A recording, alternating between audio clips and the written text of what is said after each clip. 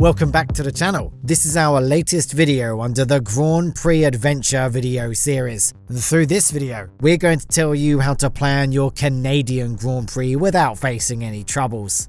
The Canadian Grand Prix is held at a man-made island called Notre Dame in the middle of the St. Lawrence River. Apart from motor racing, this tiny island is not used for any other purposes and became a kingdom of wild animals in between these motorsport events. A few weeks prior to the Formula 1 event in Notre Dame, Montreal city officials carried out a special mission to catch the groundhogs and other wild animals that invade the circuit. But let's get back to planning this event. But before we proceed, hit the subscribe button and smash the bell icon for more exciting updates. Canada is considered as the second largest country in terms of land area. However, Canada is not as crowded, as it contains only a population of 37 million. Circuit Gilles Villeneuve is located inside the second largest city of Canada, Montreal. There is a majority of French-speaking communities within Montreal, and it's considered as the second largest French-speaking community in the world after Paris. This Canadian Grand Prix offers a European vibe thanks to the historic architecture and plenty of green spaces within this city. The Canadian Grand Prix is considered as one of the events in the F1 calendar with the most affordable ticket prices. There are a range of F1 experience packages and circuit hospitality packages at Circuit Gilles Villeneuve. These are a little bit expensive, but all get sold out quickly as they provide a great hospitality service with a better view of the circuit. For first-timers who attend this Formula 1 event, the best place to watch the race is Grandstand 1, which is located at the start-finish straight opposite the pits. However, the two grandstands which are located on the outside of the center curve have the best views among the different grandstands within the circuit. There is plenty of action close to this corner, and fans can see a car till it disappears at turn 3 after moving along the start-finish straight. Grandstands 11 and 12 are also good, but the view from some of the seats in the grandstands are obstructed by trees and hospitality suites. If you need a cover over your head with a better view, Platine Grandstand is the best option, as it's the only covered grandstand in Circuit Gilles Villeneuve. The set of grandstands which are located close to the hairpin, like 15, 21, 34 and 24, are also a good choice, as all of them provide great viewing experiences. Further, they provide an extra advantage, as at the end of the day, these are located closer to the metro station. Grandstand 31 at turn 9 is also worth your money, but it doesn't provide a view of the cars for a longer time period. But you should remember to avoid Grandstand 46, despite it coming with a cheaper price tag, as it's considered as the worst positioned grandstand in the Circuit Gilles Villeneuve. There are general admission tickets also, but they are not providing a better viewing experience, as the best spots of the circuit are reserved by the grandstands. When talking about the logistic aspects of the city, there are plenty of options available within this well-developed Canadian city. Montreal Trudeau International Airport, which is located 20 kilometers away from the city centre, is the best option available for any outsider to reach there by air. There are a number of airlines that operate direct flights to this airport from different corners of the world, and for that reason, this is a bit of a busy place.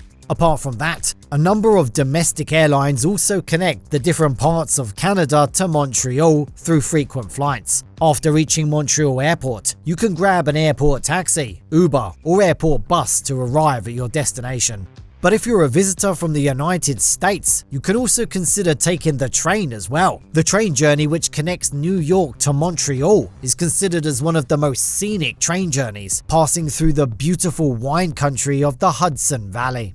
Inside the city, the best way to get into the circuit from your accommodation is to use the metro or any other public transport option. However, they may be overcrowded in the race weekend, and it's better to buy tickets in advance to save time, otherwise you'll have to wait in long queues.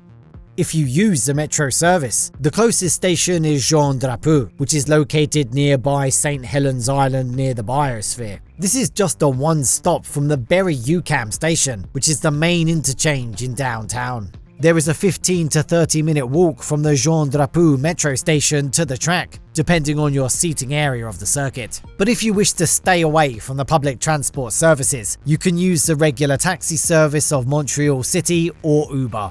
Further, Montreal is famous as a cycling city, and you can easily rent a bicycle from a local rental service to reach any part of the city.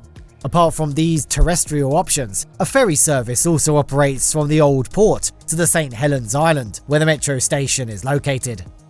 When focusing on the availability of accommodation options within Montreal, the most negative thing you can find is the necessity of paying an extra fee, the F1 tax, in addition to your charges. However, you can find plenty of accommodation options there that fit with different budget plans, as you can easily reach the circuit from any part of Montreal thanks to the better metro and public transportation system. You have the flexibility to select accommodations from any part of Montreal city. However, the central parts of Montreal like downtown, close to Berry-UQAM Interchange metro station, can be recommended as the best option for your accommodation during the Grand Prix weekend. Apart from that, areas like Old Montreal and Plateau Mont-Royal also provide some good accommodation options with great traveling experiences.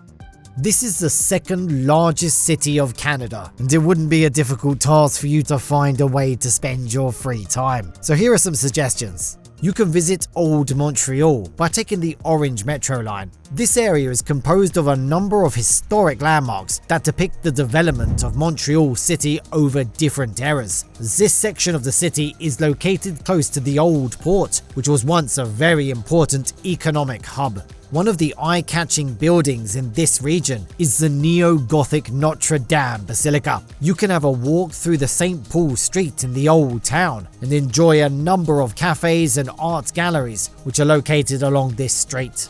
If you need to relax your mind with some wonderful parks and green spaces, Parc Mont-Royal is the best area of the city that suits that purpose. This is a large park which is spread over 470 acres, resembling the Central Park of New York City, and it will be easy for you to explore the park if you rent a Bixi bike. Close to the circuit, you can enjoy some great architectural masterpieces like Habitat 67 and the Montreal Biosphere, which were built as sub-projects of the Expo 67 World's Fair. Apart from enjoying the city, you can spend your free time by getting involved in the F1 related activities in Crescent Street. It's full of pubs, clubs and restaurants, offering a number of ways to enjoy the weekend. We think that the content of this video has covered the most essential facts that you need to know before planning your visit to Canada to watch the Formula 1 race. And if we have missed anything, please kindly use the comment section below to share it with others. Thank you for watching the video. If you enjoyed the video, subscribe to the channel to get more exciting Formula 1 news. We'll see you in the next video, guys. Goodbye.